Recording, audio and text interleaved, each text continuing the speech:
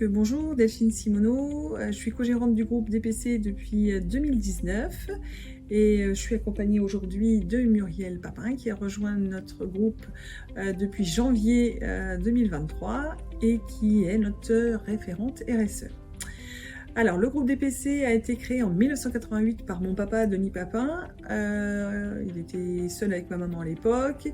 Aujourd'hui, le groupe compte 240 collaborateurs. On a une activité commerciale et 3 unités de production réparties sur le nord de Sèvres. Nous sommes créateurs, fabricants et nous commercialisons du mobilier pour les collectivités, du mobilier scolaire, du mobilier aussi destiné à l'aménagement des médiathèques. Donc aujourd'hui, DPC, c'est 40 millions de chiffres d'affaires, toujours spécialisés dans le mobilier. Nous nous appuyons sur notre équipe commerciale de 14 commerciaux qui sont répartis partout en France.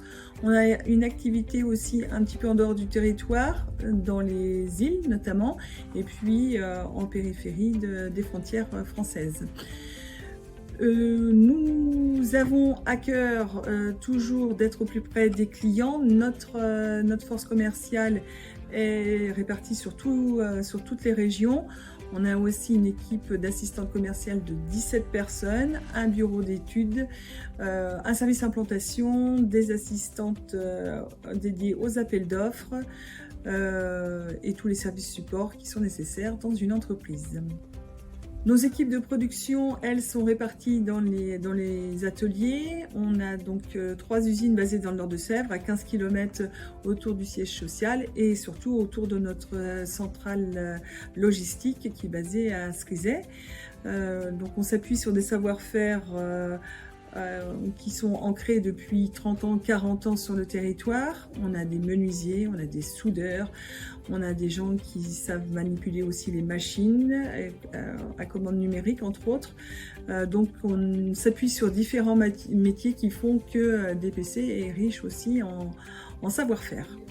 Donc au final, 80% de nos achats, de ce qui est présenté dans nos catalogues, est fabriqué par nos usines qui nous appartiennent et nos usines partenaires qui elles aussi sont basées à 15 km autour du siège social. Alors à l'origine de notre démarche RSE, on a plutôt eu le souci de nos achats responsables. Depuis le départ, quand on a intégré les usines de production, on a très vite maîtrisé d'où venaient nos produits et d'où venaient nos matières. Aujourd'hui, les matières premières achetées sont les mêmes qu'il y a 20 ans, ou en tous les cas, nos fournisseurs sont les mêmes puisqu'on ce sont des fournisseurs fiables dont on sait l'origine des matières. La question s'est posée ensuite sur les 20 autres de savoir d'où venaient nos achats. De la même manière, nos achats en ce qu'on négocie, c'est-à-dire ce qu'on ne fabrique pas, est aussi maîtrisé. On a plus de 10%, entre 10 et 15% de nos achats négoces qui sont faits aussi avec des acteurs français dont on connaît l'origine. Alors, est-ce que c'était une nécessité? Est-ce que c'est une volonté, puisqu'on travaille avec les marchés publics, de se dire on fait de l'achat français?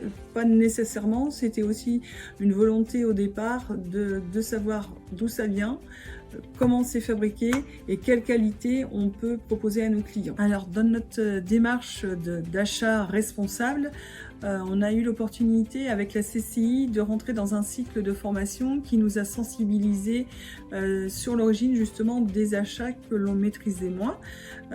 Donc à partir de certains critères, on a pu remonter et établir aussi une charte achat responsable avec les gens ou en tous les cas les fournisseurs avec lesquels on travaillait moins pour établir les critères qui nous semblaient pertinents et nécessaires pour compléter notre offre.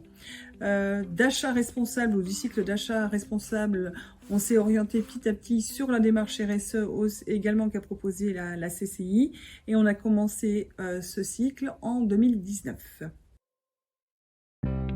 Alors l'accompagnement de la CCI sur la démarche RSE s'est déroulé sur 24 mois. On avait différents modules que l'on a suivis en intra et en inter-entreprise. L'avantage de la formation, de l'accompagnement de la CCI, ça a été qu'on a formé un groupe RSE. on a sollicité différentes personnes dans l'entreprise sur différents services pour conduire cette démarche et très vite, alors on a un peu grillé les étapes formalistes de la démarche RSE, mais très vite, nous, notre objectif, c'était d'aller sur des actions. Alors, cette première formation RSE s'est terminée en 2021. On a poursuivi avec notre groupe qu'on avait établi jusqu'en 2022 et afin d'élargir et puis de renouveler notre groupe, on a mis en place à l'automne 2022 un nouveau groupe qu'on a élargi aux usines. Donc aujourd'hui, on a un groupe RSE groupe DPC dans lequel nos usines sont présentes et participent aux actions et à la démarche RSE au même titre que DPC l'a fait sur la première session.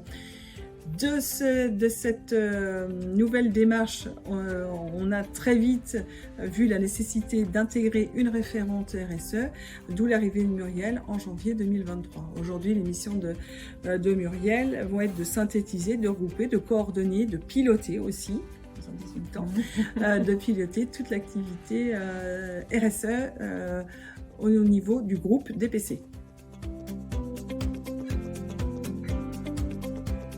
Notre objectif sur 2023 est d'aller aujourd'hui davantage sur la formalisation de nos actions et de rédiger un rapport RSE qui sera transmissible à toutes nos équipes, même si elles ont suivi toutes nos actions depuis 2 ans, et puis aussi de pouvoir mettre à disposition ce rapport RSE aux parties prenantes extérieures, que sont notamment les banquiers et les comptables.